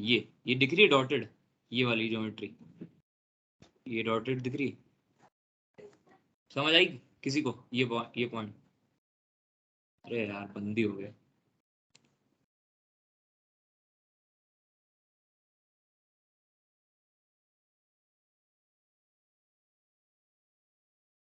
हम्म, ये पॉइंट समझने की कोशिश करो कि ये अगर इस पॉइंट के about sine beta sine alpha आ रहा है और इस पे एक्ट कर रहा है, तो ये यहाँ से यूं ऐसे रोटेशन खाएगा। शीर्ष भाई, हाँ ये आउटबोर्ड एक्सिस को मुझे घुमाना है, अभी इसको इंडिपेंडेंट बॉडी की तरह ट्रीट करो, है ना, मानो कि स्ट्रक्चर नहीं है, ठीक है। हाँ और मुझे ये एक्सिस मतलब ये प्लेन ऑफ द पेपर के अंदर जा रही है ये एक्सिस इस पॉइंट के अबाउट, और मुझे घुमाना है, तो घूम के ये ऐसा ही बनेगा ना कुछ, जो ये डॉटेड दिख रहा है, ये वाला, ये डॉटेड। एक बार बना देता हूँ। अरे घूमा मतलब वो ऊपर हुआ हल्का तो घूम गया वहां पे। हाँ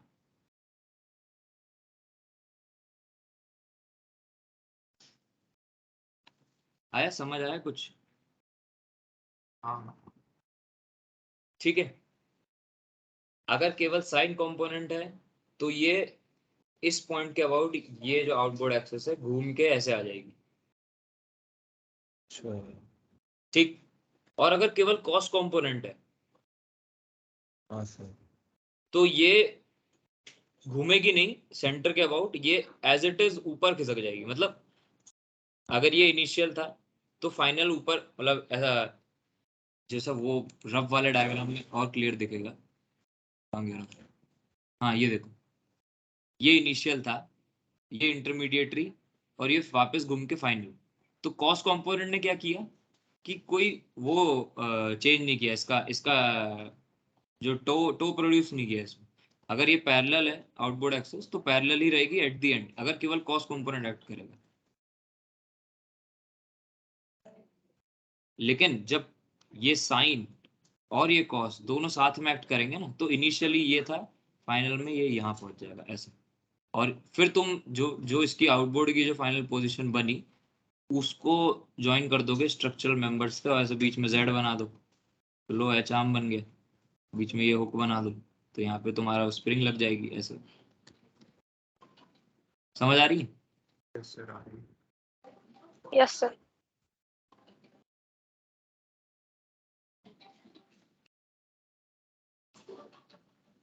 एक सेकंड।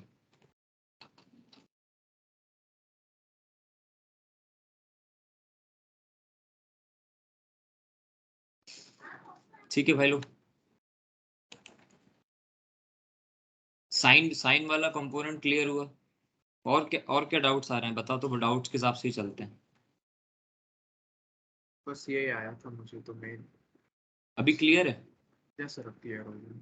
एक बार ये स्टेटमेंट भी पढ़ लेंगे ना, तो अपन को क्लियर हो जाएगा कॉन्सेप्ट जब अपन पढ़ना स्टार्ट करेंगे। तुम लोगों ने पढ़ा?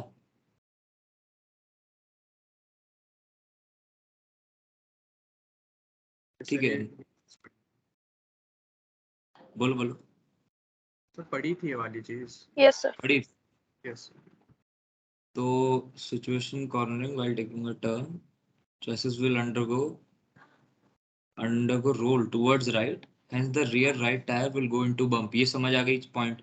therefore toe out must be obtained positive four wheel steering, similarly the rear left wheel goes into groove, तो toe in must be obtained। ठीक है, तो कॉन्सेप्ट है, पहले मैंने बीटा नॉट डिफाइन कर दिया, dynamics of rear tyre under left turn, rear right tyre इसमें मैंने क्लियरली मेंशन किया, static inclination H arm frame, फिर vector rotation of the arm along the inboard axis. ठीक है, बीटा क्लियर है सबको? अभी समझा दिया। बीटा नॉट क्लियर है, अल्फा क्लियर है बहुत शुरू में ही पहले लेक्चर में, constant inclination of inboard and outboard axis, inboard axis with respect to outboard axis, एक मतलब रिलेटिव एंगल है दोनों के बीच में, और distance between inboard and outboard axis, या फिर एच आर्म की लेंथ, दोनों चीजें सेम।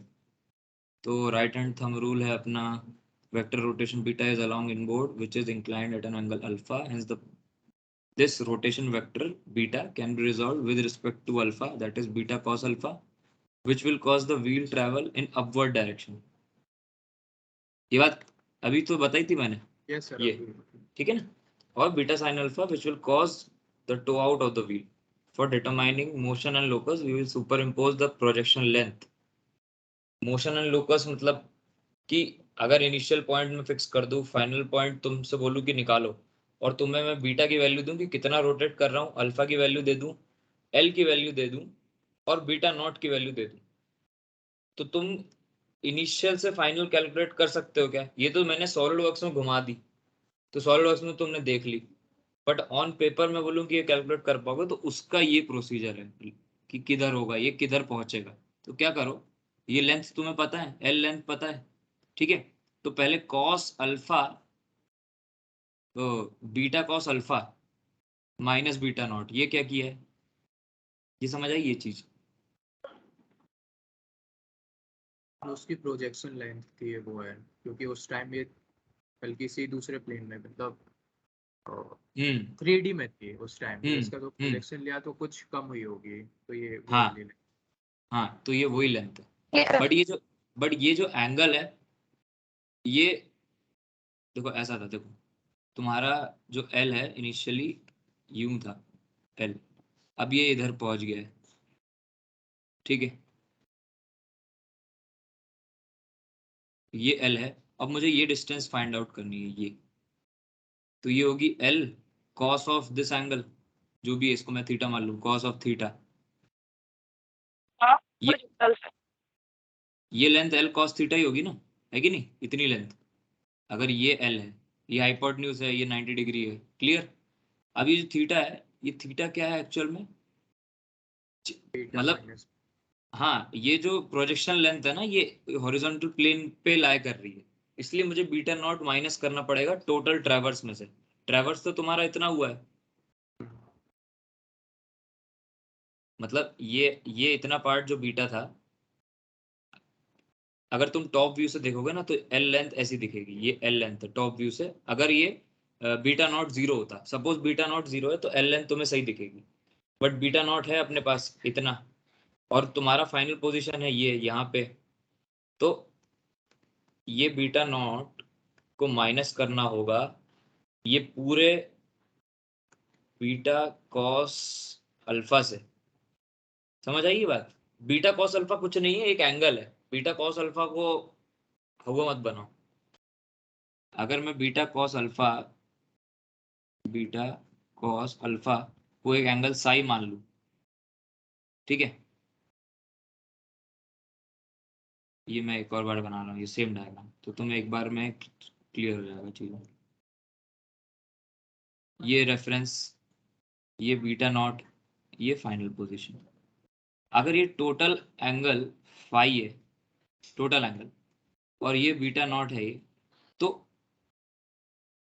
और ये एल है, एल, और मुझे ये लेंथ निकालनी है, ये टोटल लेंथ एल है यहाँ से लेके इस पॉइंट तक, ये लेंथ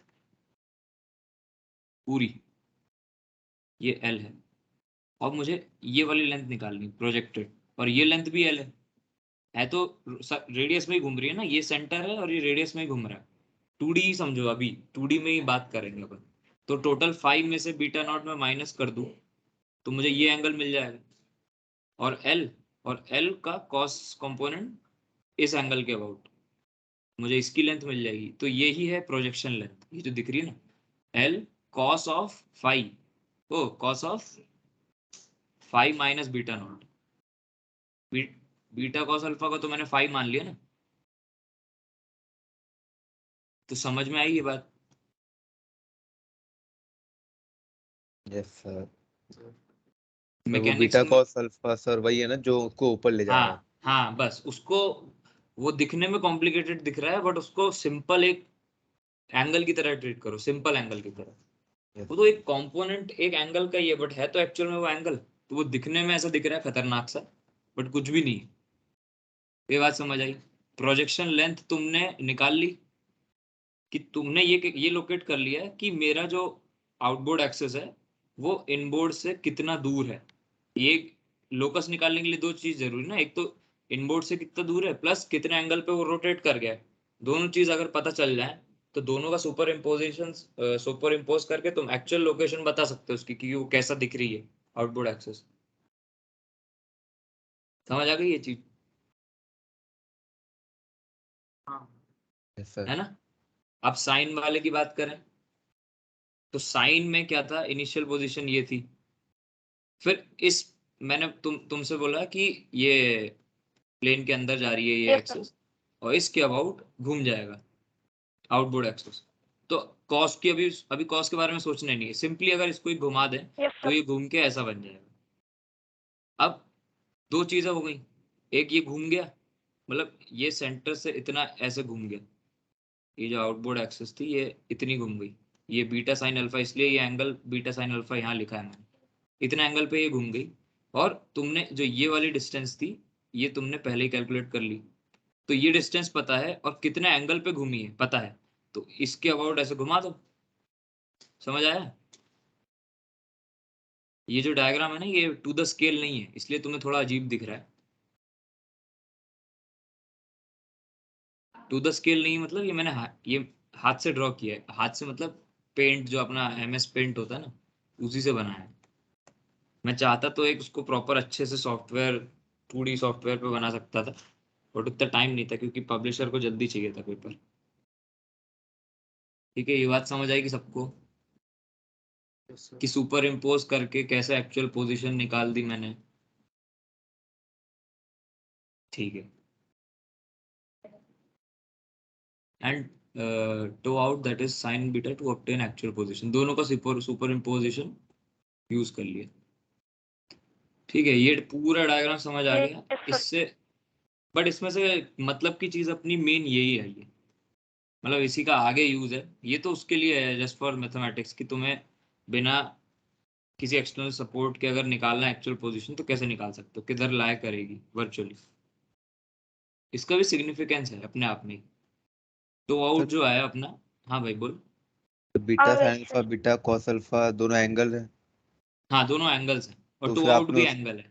हाँ सर, तो आपने उनको वेक्टर क्यों दिखाया ऊपर जो ऊपर वाला डायग्राम है? पहली क्लास में, कल पिछली क्लास में यही तो समझा रहा था कि एंगल और एंगल वेक्टर क्वांटिटी है, ये बात मानो, ये बात पता होनी चाहिए। मतलब तो ये पढ़ते नहीं है अपन, यूज नहीं करते हैं, बट अच्छा वो ये बताओ ओमेगा वेक्टर क्वांटिटी है या नहीं है? Yes sir. ओमेगा का वैल्यू क्या होता है? Theta upon T. Beta upon T T T time. T yes T sir. Vector है कि क्या है? टी तो अपना सर ही अलग स्केल है। डायमेंशन है ना। यस सर, उसका तो नहीं है। तो थीटा वेक्टर होना चाहिए या नहीं होना चाहिए? Yes sir. जब तुम omega right hand thumb rule से कैलकुलेट करते हो तो टाइम फैक्टर ऐसा क्या कर रहा है कि वो वेक्टर लूज कर देगा अपना, वेक्टर तो वह रहेगा ना एंगल। हाँ सर। एंगल को कभी वेक्टर की तरह देखा ही नहीं गया है, ज्यादा ज्यादा नहीं देखा गया, मतलब ज्यादा क्या मतलब मैंने तो कहीं एप्लीकेशन नहीं देखा कि एंगल को वेक्टर की तरह ट्रीट करके कुछ कुछ करा जा रहा है। यस सर, तो वही है इसलिए सर। ऑड लगता है ये, हाँ। यही नई चीज थी इस पेपर में। इसलिए इसके इंट्रोडक्शन में ही मैंने बोला था the concept of treating angle as a vector quantity and further taking components of it, angle को वेक्टर की तरह ट्रीट करके उसी एंगल के कंपोनेंट्स निकाले and yes sir. Using them to generate toe in rear wheels through suspension linkages in accordance with the direction of corner. समझ भाई, इसी का ही एनालिसिस है। मतलब क्या है कि एक एप्लीकेशन डिस्कवर किया, अब वो एप्लीकेशन के कॉन्सेप्ट स्ट्रॉन्ग उस कॉन्सेप्ट्स निकालने के लिए और कॉन्सेप्ट्स यूज करने पड़ रहे हैं जो कि शायद एग्जिस्ट नहीं कर रहे थे अभी तक, या यस। बहुत प्रोमिनेंटली दिखते नहीं थे, क्योंकि अपन एंगल की बात केवल तभी करते थे जब कंपोनेंट निकालने हैं। अब कालना हो। एंगल का यस। ही कंपोनेंट निकालना है तो वो तो बहुत ही नई चीज है, बहुत डिफरेंट है। मतलब ये चीज सोचना भी डिफिकल्ट होता है कि यार यस क्या, तो सर, समझ वही में आया चीज ये बात? इमेजिन नहीं हो रही थी सही से। हाँ हाँ, तो क्योंकि पढ़ी नहीं है ना, हाँ नॉन सर, पढ़ी नहीं। इंट्यूटिव है ये कभी कहीं भी फिजिक्स में अपन ने ऐसा यूज नहीं किया है। अपना एनालाइज करने का तरीका ऐसा है कि अपन को ये कॉन्सेप्ट पे जाना पड़ रहा है। हो सकता है इससे भी कोई इजियर वे एग्जिस्ट करता हो जिसमें एंगल को वेक्टर क्वांटिटी की तरह ट्रीट करने की जरूरत ना पड़े, बट मेरे को तो yes. One of the easiest way यही लगा कि अगर मुझे टो आउट की एक्चुअल वैल्यू निकालनी है, मैथमेटिकल वैल्यू हर इंस्टेंट्स पे, तो मैं इस फॉर्मूले से निकाल सकता हूँ। यही है ये पूरे रिसर्च पेपर का मेन फॉर्मूला, कि जो टो जनरेट हो रहा है वो तुम्हारा बीटा पे डिपेंड कर रहा है, मतलब जितना ज्यादा तुम ट्रेवर्स दोगे उतना ज्यादा वो व्हील बाहर आएगा। ये बात क्लियर? Yes sir. दूसरा वो अल्फा पे डिपेंड कर रहा है। अब साइन अल्फा भी प्रोग्रेशन में ही जाता है, मतलब वो जाता तो ऐसे है लेकिन अपन इंस्टेंटेनियस इतना छोटा मान के उसको लीनियर ट्रीट कर सकते हैं। ठीक है, तो साइन अल्फा भी इंक्रीमेंटल ही है ना, मतलब हाँ जितना सर। तुम अल्फा अल्फा बढ़ाओगे बढ़ाए। साइन अल्फा की वैल्यू उतनी बढ़ेगी। Yes sir. 90 से ऊपर तो पहुंचने नहीं वाला, खुद ही इमेजिन करो ये अल्फा है, रिलेटिव एंगल है, तुम अल्फा 90 कर दोगे सपोज, मान लो कर दिया, तो तुम्हारा यस। ऑब्स्टिकल आया और उसने तो तुम पूरी सस्पेंशन असेंबली तुम्हारी इसके अबाउट रोटेट ही करा हाँ दी। जी। Yes sir. तो वो तो अलग ही चीज हो गई ना। यस सर, समझ रहे हैं, अब थोड़ा आ रहा है। आ रहा है? Yes sir. ठीक है, ठीक है। तो साइन, ये पेज अपना मेरे हिसाब से कवर हो गया, और इसी के साथ ये डायग्राम देख लो ध्यान से, तो और क्लियर हो जाएंगी चीज।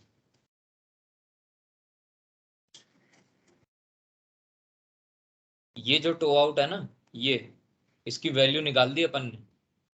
अपन को एल पता थी, ठीक है, और अपन को अल्फा पता था, और कितना चेंज आया बीटा में ये पता था। तो टो आउट, ये मैंने मॉड साइन भी लगाया है यहाँ पे। मॉड इसलिए कि इसकी वैल्यू हो सकता है नेगेटिव भी आए, बट अपन टो आउट की बात कर रहे हैं और रियल टायर स्पेसिफिक की बात कर रहे हैं, इसलिए मॉड लगा दिया मैंने कि तुम उसको अगर किसी तरह कैलकुलेट करके तुम्हारा नेगेटिव आ गया, तुम उसको उस सेंस में ना लो, क्योंकि एक बार मैंने जब कैलकुलेशन करी थी तो शायद नेगेटिव आ रहा था, तो क्योंकि रेफरेंसेस अपन ऐसे सेट कर देते हैं ना उल्टे फुल्टे, इसलिए मॉड मॉड्यूलस लगा के कोई कंफ्यूजन ही खत्म, कोई दिक्कत ही नहीं। ठीक है, क्लियर? Alpha Yes. पता है, बीटा पता है। बीटा मतलब beta is a vector, angle vector, जो कि चेंज इन एंगल बता रहा है, चेंज इन पोजीशन। तो जितना वो चेंज है वो चेंज जस्टिफाई कर रहा है बीटा। अगर मैं एब्सोल्यूट टर्म्स में बात करूंगा तो फिर मुझे बीटा नॉट भी लगाना होगा इस फॉर्मूले में। ठीक है, ये आया कंसेप्ट। कॉन्सेप्ट खत्म होते ही अब अपन और आगे की बात करेंगे कि relations for steer angle and turning radius. तो अब मेरे हिसाब से ये पढ़ने जाना, तुम एक बार पढ़ना, तो और तुम लोग को चीजें क्लियर होंगी। ये पूरी कैलकुलेशंस समझने की कोशिश करना, रफ वर्क में भी मैंने किया है, ये एनालिसिस करने का ही तरीका ही है। पहले ये सारे फैक्टर्स डिफाइन कर दिए। Roll angle of the body, ये रोल एंगल है, पीछे से देख रहा हूं मैं। तो अगर ये चेसिस थी मेरी इनिशियली खड़ी थी चेसिस, और अब चेसिस के परपेंडिकुलर एक और लाइन डालूंगा तो रोल एंगल मेरा दिख जाएगा। ठीक, roll angle, mass of the vehicle, velocity of turn under steady state. Steady state cornering इसलिए मैंने बोला था पढ़ने आने को। टर्निंग रेडियस और the distance between turning centre and the geometric centre of the vehicle, ये दिख जाएगा। ये टर्निंग सेंटर है और ये ज्योमेट्रिक सेंटर है व्हीकल का। ये mid point of the wheel base, just for the sake of easy analysis. Generally geometric centre wheel base के मिड पॉइंट पे लाया करें, ऐसा बहुत जरूरी नहीं। ठीक है, तो ये टर्निंग रेडियस हो गया अपना। स्टेडी स्टेट कॉर्नरिंग की बात हो रही है, उसमें एनालिसिस कर रहे हैं अपन कि कितना स्टीयर देने पे कितने पीछे के टायर टर्न होंगे, और डेप्थ में जा रहे हैं अब अपन।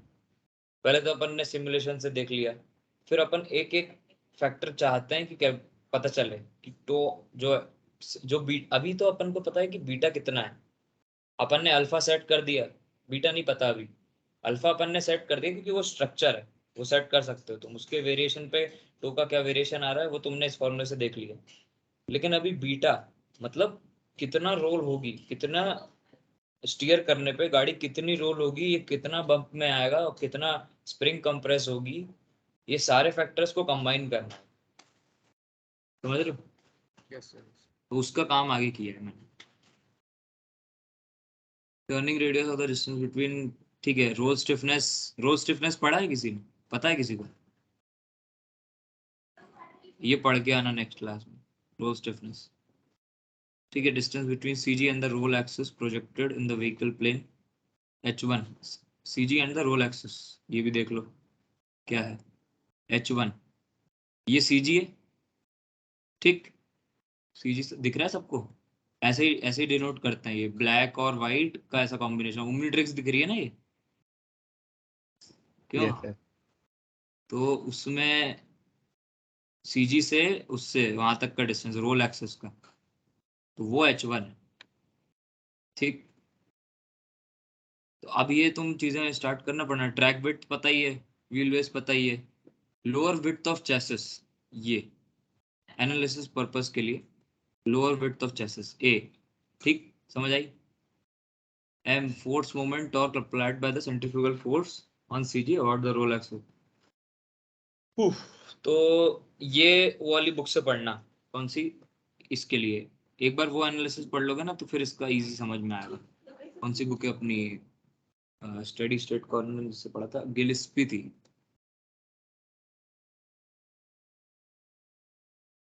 ठीक है, गिलिस्पी वाली बुक मैंने जो दी है उसमें ये चैप्टर मिल जाएगा। ये वो पार्ट, यस सर। ये डायग्राम वहीं से ही डिराइव किया है, बट उसमें इसमें कुछ मॉडिफिकेशंस है। ठीक है, equivalent steer angle of the bicycle having wheel base L/2। ये बात समझ आई? नहीं आई? तो सर ये बिल्कुल नहीं।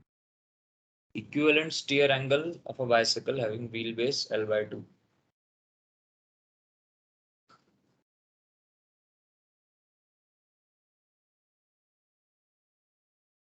वो पढ़ के आना, ये पढ़ोगे ना तभी समझ आएगी।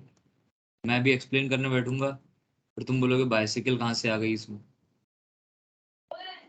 स्टीयर एंगल ऐसा समझ लो कि मैंने स्टीयरिंग कितनी घुमाई और वो जो जो टायर्स हैं वो कितने स्टीयर हुए, वो डिग्रीज में।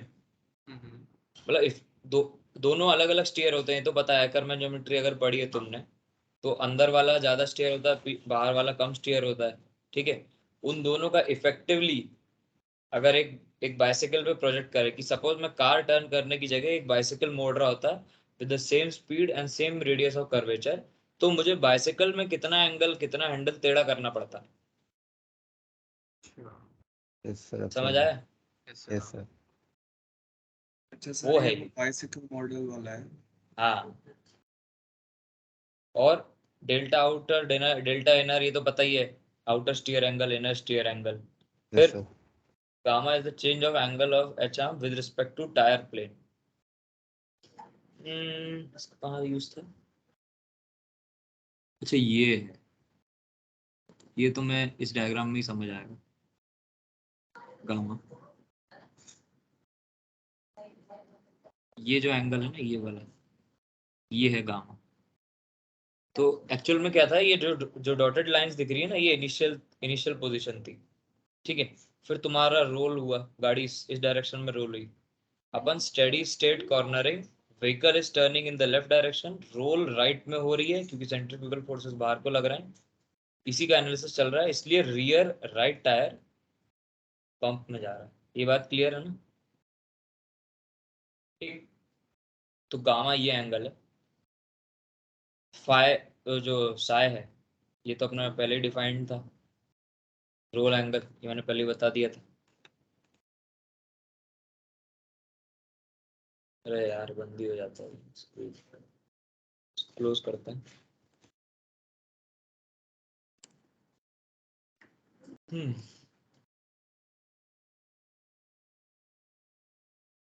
हम्म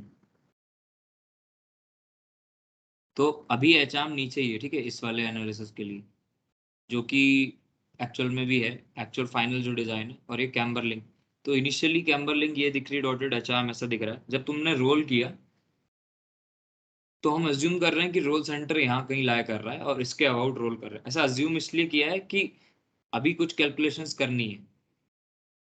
कैलकुलेशन क्या है कि मेरे को इनिशियली ये निकालना है कि बीटा और रोल एंगल में रिलेशन क्या है, बेसिक रिलेशन। अब मैं रोल सेंटर कहीं ऐसा अज्यूम कर लूँ कि इधर है। ठीक है, इसके अबाउट रोल, इसके अबाउट होगा फाई साया जो भी निकलेगा। फिर मुझे इसको बीटा से कोरिलेट करने में और एल से कोरिलेट करने में बहुत बहुत डिफिकल्टी आएगी। तो जब अपन कुछ बेसिक एनालिसिस करते तो अपन शुरू में तो इजी से ही स्टार्ट करते हैं, और एक्चुअल रिलेशन निकालने के लिए मैं सॉफ्टवेयर का हेल्प यूज कर सकता हूँ, लेकिन अभी मुझे पेन पेपर पे डिराइव करना है कि यार बीटा का साय से क्या रिलेशन आ रहा है। साय मतलब रोल एंगल, बीटा का रोल एंगल से क्या रिलेशन, मतलब कितना बॉडी रोल होगी उसमें कितना बीटा जनरेट होगा, कितना एंगल उठेगा, वो निकालने के लिए एक रिलेशन चाहिए। ठीक, तो जो बीटा 1 बीटा 2 है ना, ये एंगल्स की वैल्यू है। बीटा वैसे तो बीटा का डिफाइन सर किया स्टेडी स्टेट यार आवाज कट रही है। क्या स्टेडी स्टेट क्या?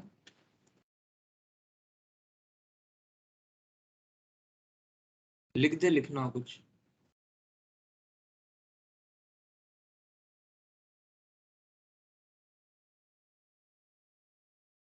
तो बीटा 1 जो है और बीटा 2 जो है, ये एंगल्स के वैल्यू हैं, मतलब ये कांस्टेंट्स हैं।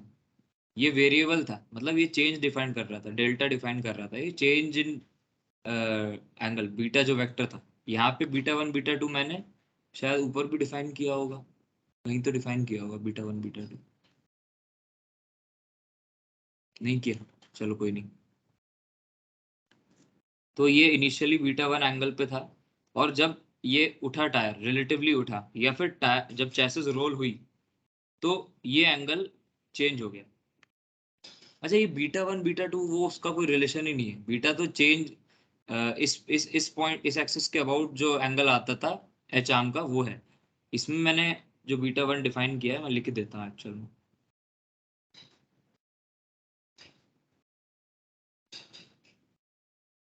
Angle between H arm and side of chassis. अब साइड ऑफ चैसिस ही क्यों? एक रिलेशन चाहिए था कि ये चेंज कितना हो रहा है। ये बीटा 1 बीटा 2 का जो डिफरेंस है ना, यही अपन को बताएगा कि तुम्हारा एक्चुअल बीटा वेक्टर जो था, जो चेंज, जो डेल्टा था, वो कितना था। तो उसको सेट करने के लिए एक ये साइड वाली वॉल को मैंने रेफरेंस ले लिया। कोई जरूरी नहीं मैं इसको रेफरेंस लूँ, मैं वर्टिकल को भी रेफरेंस ले सकता हूँ, समझ रहे हो? तो ये एंगल मैं निकाल लूंगा, फिर ये एंगल निकाल लूंगा, इन दोनों का जो डिफरेंस होगा, ये सॉरी ये चेंज वाला है, इसका यहाँ तक जाएगा, तो इन दोनों का जो चेंज आएगा, ये इससे अपन को सिंपली चेंज इन बीटा जो जो रिक्वायर्ड है वो मिल जाएगा। ठीक। तो अभी इसमें तो जब तुम एनालिसिस करने बैठोगे, तो इसको देखो, अगर ये 90 डिग्री है तो ये भी 90 डिग्री होगा, तो साई ये है तो ये एंगल भी साई होगा। ये बात सबको समझ आई भाई लोग? Yes, अभी अपन अज्यूम कर रहे हैं कि रोल सेंटर ये है, रियल रोल सेंटर, ये अजम्पशन है, ठीक है? तो इसके अबाउट रोल कर रही है, इसलिए रोल रोल एंगल ये आया। तो साई अगर ये बना तो ये भी एंगल साई बनेगा, ठीक है? अब इसका एनालिसिस कैसा है कि अगर ये एंगल ये वाला आर्क जनरेट कर रहा है, ये बात समझ आई? आर्क पता है ना, आर्क भाई लोग?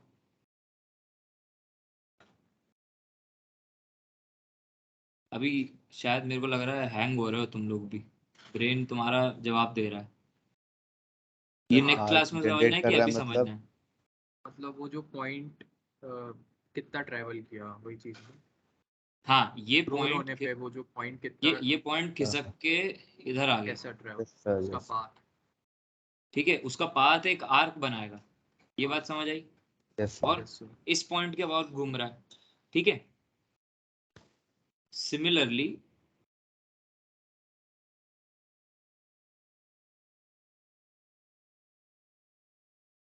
ये वाला जो पॉइंट है, ये इस पॉइंट के अबाउट, अगर मैं अज्यूम करूंगी इस पॉइंट के अबाउट भी घूमेगा, क्योंकि घूम ही रहा है, डिफरेंस आएगा, चेंज होगा। अगर ये इस पॉइंट के अबाउट घूमेगा तो ये एक ऐसा पाथ लेगा, समझ आया? यस सर, अगर वो फिक्स है तो। है ना, वो फिक्स है तो। अभी यस सर। इसमें अपन ने क्या किया है कि टायर को फिक्स कर दिया है, तभी तो चैसिस रोल करी है। ये जो व्हील है ना, ये रेफरेंस है, ये फिक्स्ड है, व्हील इज फिक्स्ड, तभी तो व्हील में कोई डॉटेड लाइन दिख ही नहीं रही, व्हील अपनी जगह ही है, चैसिस रोल कर गई। समझ आई ये चीज, जो मैंने वो रफ वर्क में डायग्राम दिखाया था? ये इसमें मुझे बताओ, टायर अपनी जगह से कहीं हिला क्या? लेकिन फिर भी बम्प आ गया ना।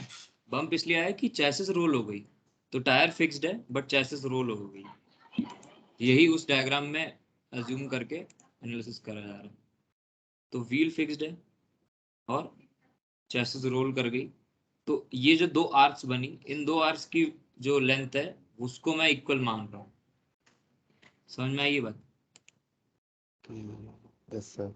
अब ये देखो, ये रिलेशन सबको पता है, आर्क और रेडियस के बीच और एंगल के बीच, हाँ सभी को पता। ठीक? तो ये से समझ आया, ये a/2 था, मैंने पहले डायग्राम में बता दिया था ये पूरी लेंथ a है। तो अगर साई ये है और साई ये भी है, ये भी साई है ना, ये वाला एंगल, और गामा ये वाला एंगल है जो इस पॉइंट के अबाउट घूमा, हल्का सा है वो बिल्कुल। तो ये गामा हो गया। अब दोनों आर्क इक्वल हैं तो आर्क को इक्वेशन से हटा दूं, सॉल्व कर लो, ये आएगा तुम्हारा रिलेशन। ओ सॉरी, डायरेक्ट ये नहीं आएगा, ये पहले ये इक्वेशन यूज करनी होगी, ये इक्वेशन भी समझा दूंगा। पहले तो आर्क एलिमिनेट हो जाएगी, ये समझ आ गया ना इन दो की हेल्प से। हाँ सर। अब इतना तो तुम खुद भी कैलकुलेशन घर पे वेरीफाई करना जो मैंने करी।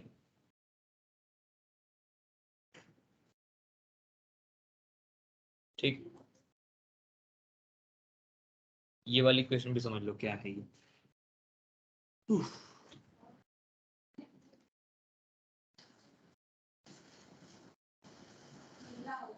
ये जो एंगल का चेंज आया β1 माइनस β2, ये बीटा के बराबर है। और जब तुम इसको ज्योमेट्रिकली सॉल्व करोगे तो इसका रिलेशन जो है वो फाइव प्लस ये वाला एंगल इसके बराबर आएगा। कैसे आएगा पूछ रहे हो?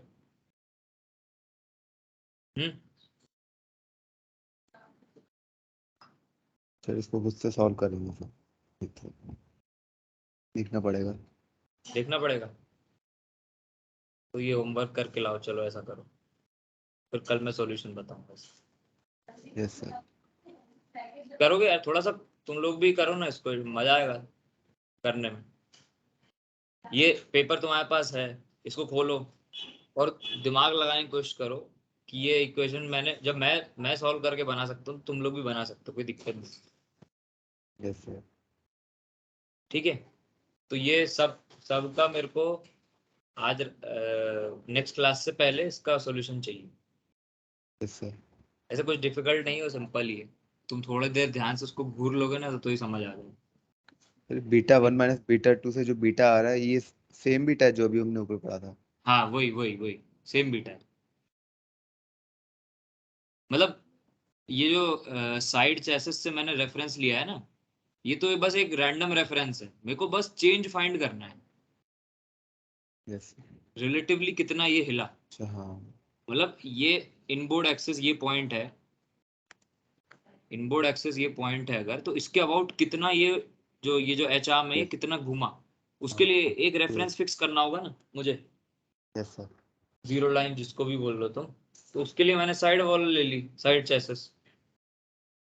ठीक है, यस सर। तो ये करना, ये सॉल्व, ये अगर ये इक्वेशन निकाल दी तो इन दोनों की हेल्प से तुम्हें ये रिलेशन मिल जाए, कितना चेसिस रोल होने पे कितना बीटा जनरेट हो। अब इसमें आगे क्या लिखा है, now phi is itself an dependent variable and to solve it you need to use circular test procedure. मतलब वही है स्टेडी स्टेट कॉर्नरिंग वाला। तो अभी तो बीटा वेरिएबल था, साइन अल्फा कांस्टेंट था, तो आउट में दो वेरिएबल थे ना, बीटा साइन अल्फा। तो ये तो अपना सॉल्व हो गया, ठीक, इसमें तो कोई दिक्कत ही नहीं। बीटा वेरिएबल था लेकिन बीटा को अपन ने निकाल लिया साई के टर्म्स में, रोल एंगल के टर्म्स में, भाई निकाल लिया अपन ने। Yes sir. लेकिन अभी पता चल रहा है कि भाई ये भी वेरिएबल, इसके भी फैक्टर्स हैं। मतलब ऐसा नहीं कि केवल तुम्हें रोल एंगल पता है और ये पता है ये पता है तो तुम्हारा काम हो जाएगा। रोल एंगल भी कैसे पता चलेगा, उसका भी तरीका है, उसका तरीका आगे दिया। तो अगर तुम जब ये गिलिस्पी बुक से जब पढ़ोगे तो तुम्हें ये एनालिसिस काफी कुछ सिमिलर सा दिखेगा। बस फर्क यही आएगा कि मैं फाई की जो भी फाइनल वैल्यू आती है, ये फाई की वैल्यू आती है फाइनल, ये वैल्यू को उठा के मैं इसमें पुट कर दूंगा, इस वाली इक्वेशन। तो ये इसमें पुट कर दूंगा तो ये फैक्टर तुमको यहाँ दिख ही रहा है जो इधर पे भी है, और उसके साथ ये फैक्टर आ जाएंगे।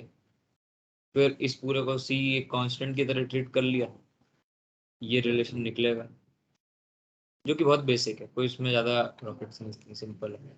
एक बार तुम पढ़ोगे फिर ये देखोगे, फिर पढ़ोगे फिर देखोगे, दोनों को साथ में लेके बैठना और साथ में फिर जब स्टडी करोगे, ये तुम लोग का होमवर्क है इतना कि गिलिस्पी से स्टेडी स्टेट कॉर्नर एक वाला पार्ट पूरा डिटेल में एनालिसिस पढ़ना, और ये रिलेशन तक तुम खुद भी कैलकुलेशन वेरीफाई करना। और फिर भी समझ नहीं है तो मेरा रफ वर्क खोलना, रफ वर्क में तो शायद आंसर ही दिख जाएगा तुमको, तो रफ वर्क ना लास्ट में खोलना,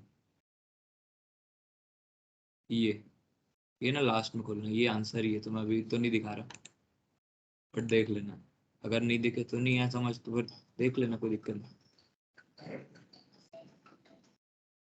ठीक है, और क्या अपने केसेस बच रहे हैं?